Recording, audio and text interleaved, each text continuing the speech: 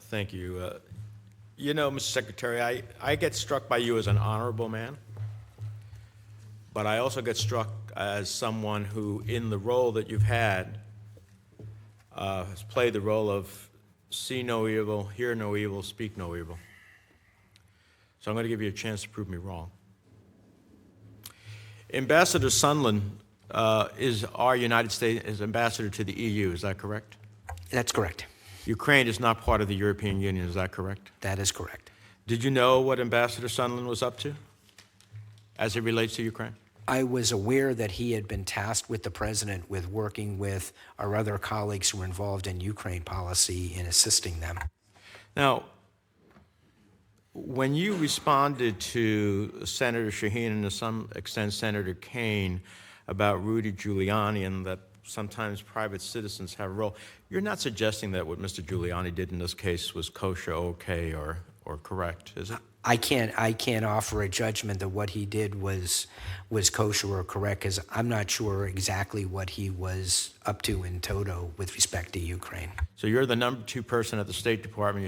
You had no idea what he was doing as it relates to Ukraine, although you knew he was doing something as it relates to I wouldn't say it would be accurate to say I knew nothing. I was particularly aware of the campaign against our ambassador in Kyiv. Outside of that, you didn't know what else he was doing. I was not aware of what he was doing or his purpose.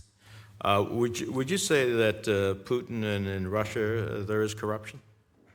Would you say that in Putin and Russia there is corruption? Absolutely. Would you say the same thing about Mr. Orban in Hungary?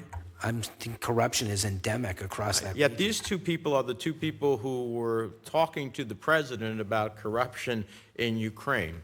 You also seem to suggest, and you're a very able attorney, you also seem to suggest to couch that the reason that these conversations were taking place, the money was being held, was about corruption in Ukraine. Is that a fair statement?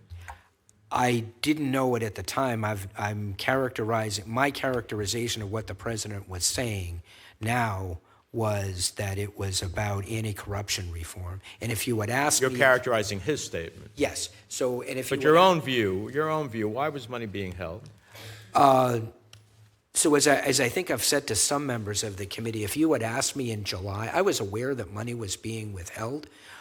We had a number of requests. Did you ask why?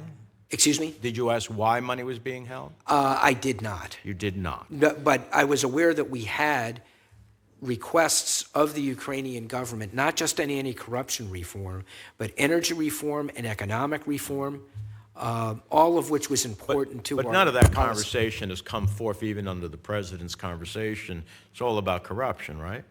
That was that July 25th call, yes. But, in fact, the Department of Defense, in coordination with the Secretary of State, certified in May of this year, prior to this call that the president had, that Ukraine had made sufficient reform to decrease corruption and increase accountability and could ensure accountability for U.S. military equipment. As a matter of fact, that certification by the Department of Defense in cooperation with the Secretary of State, person immediately above you, not only took place then, but it took place prior to that in July of 2018, and then, of course, May 23rd of 2019. So if DOD and state had already certified that Ukraine had made progress on corruption, what was left to review?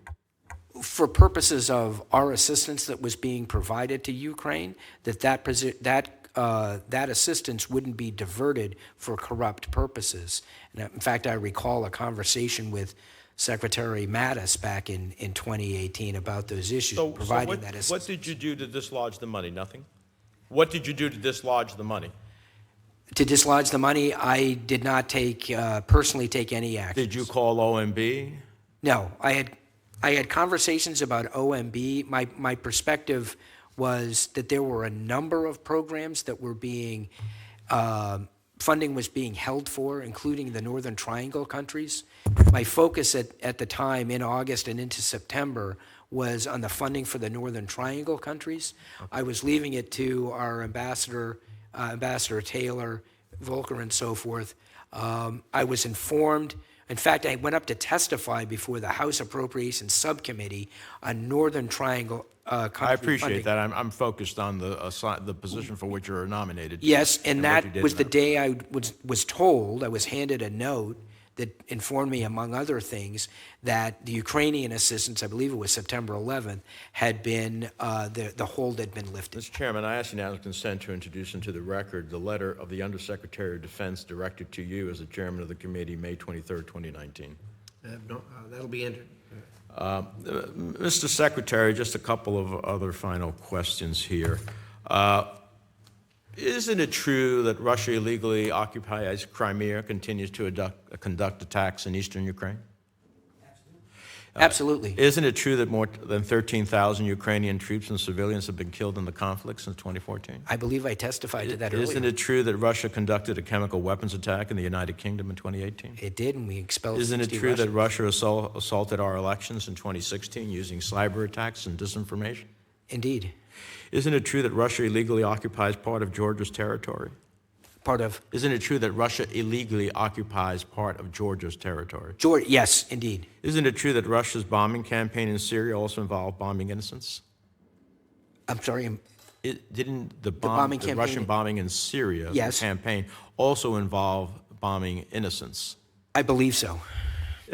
Now, so we've established that the Kremlin behavior continues to pose a national security threat to the United States.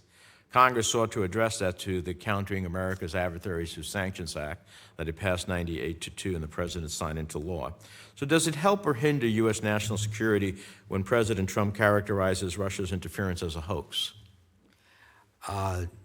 The United States government hasn't accepted that it's a hoax. The United States government's position, led by President Trump, is we're dedicated to stopping it. We acknowledge that it occurs, is ongoing, and are doing all we can to stop it. Does it help or hinder national security when President Trump jokes about election interference with President Putin? As I said, I'm devoting a huge amount of my time as deputy secretary to countering Russian election interference, and that is at the direction of the president. Does it help or hinder when the president redirects millions of dollars from the European Deterrent Initiative that is to help us in a deterrence to Russia to pay for a border wall? That was the president's judgment on a national security priority. Yeah, so here's the problem. You're going to go to Russia, and you're going to be saying one set of things based upon your testimony here today and private conversations you have with members. But we have the president who, in his public statements, is totally aligned differently than what you're going to be saying. Do you understand the incredible, difficult job that you're going to have as a result of that? Well, what I would say, Senator, is, and you've cited the president's statements, I'd cite the president's actions. You mentioned the nerve agent that was used in Salisbury. We expelled 60 undeclared Russian. The president expelled 60 undeclared Russian intelligence officers in response. We've imposed sanctions on probably 350 Russian individuals and organizations, including under CATSA and for election interference. So I think the president's actions speak very loudly in this, and Secretary Pompeo has said that this administration, this president, is firmly committing to confronting Russia in all these areas that you've listed where they're Overwhelmingly, those sanctions have been forced by the hand of Congress, particularly in the legislation after having fashioned sanctions in Iran and other places, including Russia, in a way that provided very little discretion because on a bipartisan basis there was concern. Finally, let me just ask you this, because I'm trying to find a way forward on your nomination. The department that you helped run has tried to block individuals from testifying before Congress, something that I find appalling, because Congress, Article 1 of the Constitution, not Article 2, not Article 3, Article 1 of the Constitution, ultimately provides as a check and balance on any administration, this or anyone in the future, forcing them to either choose between defying Congress or their superiors. This department has sent them letters that appear aimed at scaring them out of appearing before Congress. Is this the type of support and protection you think that our public servants deserve? Well, I would say that the actions that the department has undertaken, led by the secretary, has been on the advice of counsel, not only State Department counsel, but White House counsel as well, and direction from the White House. Why is the department working to prevent employees from testifying before Congress? Well, we're, as has been laid out in an extensive letter from the counsel to the president, the rationale is laid out there. Now, I understand the House is directing its request to you. Is that correct? They have been, yes. Now, I'd like to enter the letter from the House to Mr. Sullivan into the record, Mr. Chairman. Have you responded to them? I don't believe so. The letter was addressed to me, but the letter has been addressed to, I personally have not. The letter has been addressed to me in the misunderstanding that the secretary has recused himself. So the secretary has not recused. The secretary has not. So even though these information requests are coming to you, you're in essence turning them over to the secretary. Correct. And that I didn't ask that they be sent to me. They have decided to send them to me. Finally, I also request to enter a series of letters into the record by a correspondence between the State Department and members, myself, and letters from myself to the State Department, all which have gone unanswered.